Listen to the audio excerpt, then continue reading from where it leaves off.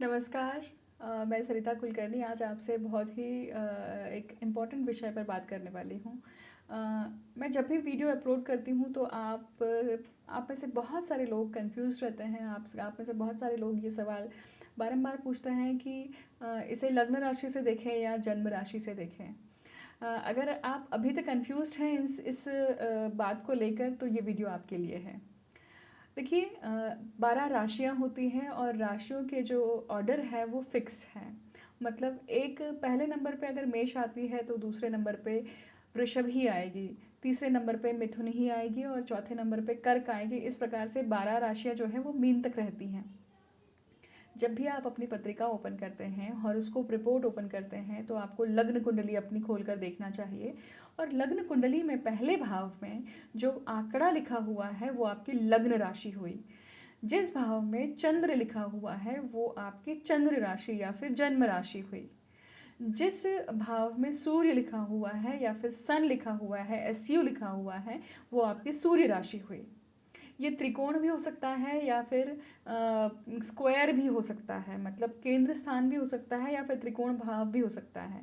कुंडली में 12 भाव होते हैं और 12 भाव में ये 3 घटक स्थित होते हैं। परंतु पहले नंबर पे जो पहला बॉक्स होता है वो लग्न राशि का होता है, जो जो बहुत इम्पॉर्टेंट है, क्योंकि लग्न राशि आपके अस्तित्व के कारक है।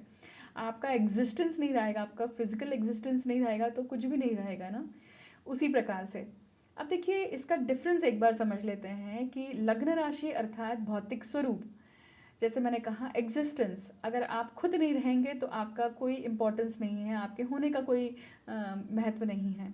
उसी प्रकार से जिस राशि में आपका चंद्र बैठा है वो आपकी जन्म राशि है।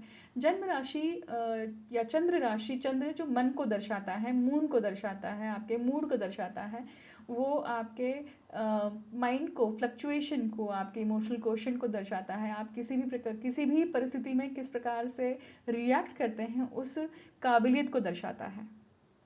तो मून भी बहुत इम्पॉर्टेंट है क्योंकि मून आपके मन को दर्शाता है। उसी प्रकार से अगर सूर्य की बात करें तो सूर्य जो है वो आपके आत्मा का द्योतक है।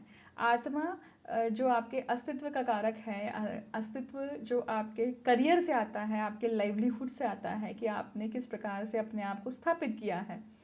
तो अगर आपके करियर के पॉइंट ऑफ व्यू से अगर आपको गोचर समझना है तो आपको सूर्य को महत्ता देनी पड़ेगी, सूर्य राशि को महत्ता देनी पड़ेगी।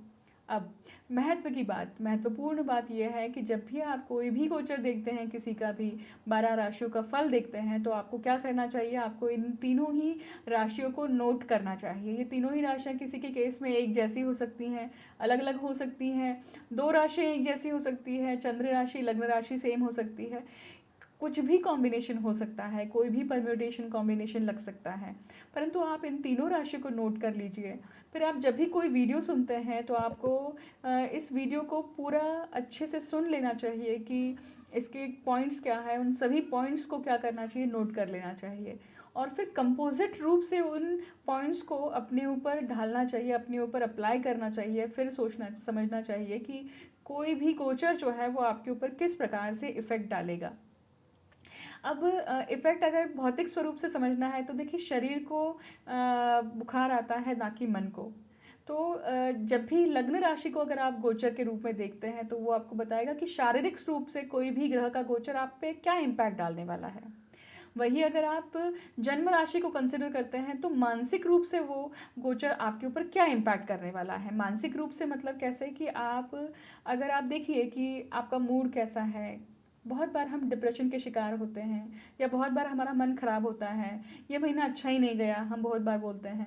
तो वो जो चीज़ है, महीना अच्छा नहीं गया, मन से अच्छा नहीं गया, क्योंकि मानसिक जो स्थिति होती है, मानसिक जो अवस्था होती है वो जन्म राशि से देखी जाती है। शारीरिक जो अवस्था है वो लग्न राशि से देखी जाती है। और करियर के रूप में अगर आपको समझना है तो आपको सूर्य राशि को कंसिडर करना चाहिए। आत्मा के लेवल पे आपकी जर्नी किस दिशा में जा रही है, आत्मा से संबंध बनते हैं, आत्मा से आत्मिक संबंध बनना, आत्मिक रूप से किसी चीज़ से जुड़ना, आत्मिक रूप को किसी भी इवेंट को, किसी भी सिचुएशन को, किसी भी व्यक्ति को प्रतिसाद देना, वो आपके सूर्य राशि से आपकी आत्मा की जर्नी को दर्शाता है, आपके करियर को दर्शाता है, आपके कर्म को दर्शाता है। सो एग्जिस्टेंस का कारक भी सूर्य है, इसलिए सूर्य की बहुत महत्ता है क्योंकि सूर्य हमारे प्राण तत्व को दिखाता है। तो इस प्रकार से आप तीनों ही राशियों को अपने नोटिस करिए, नोट करिए किसी भी को गोचर को देखते हैं तो, और फिर उसका मिला जुला रूप अप्लाई करके उस गोचर को समझने की चेष्टा करिए। मैं आशा करती हूँ कि अब आपका ये कन्फ्यूजन ज़रूर दूर हो जाएगा, और अगर फिर भी आपको कोई डाउट्स होते हैं तो आप ज़रूर पूछिए इस वीडियो के कमेंट सेक्शन में। मैं निश्चित ही उन डाउट्स को क्लियर करने की पूरी कोशिश करूँगी। मुझे अंत तक सुनने के लिए बहुत बहुत धन्यवाद। मैं जल्द ही आपसे ऐसे ही छोटे से वीडियो को लेकर जल्द ही मिल लूँगी, और अक्सर मिलती रहूँगी क्योंकि बहुत लोगों की शिकायत रहती है। मैं आप सभी की वो शिकायत दूर करने की कोशिश ज़रूर करूँगी। Thank you so much.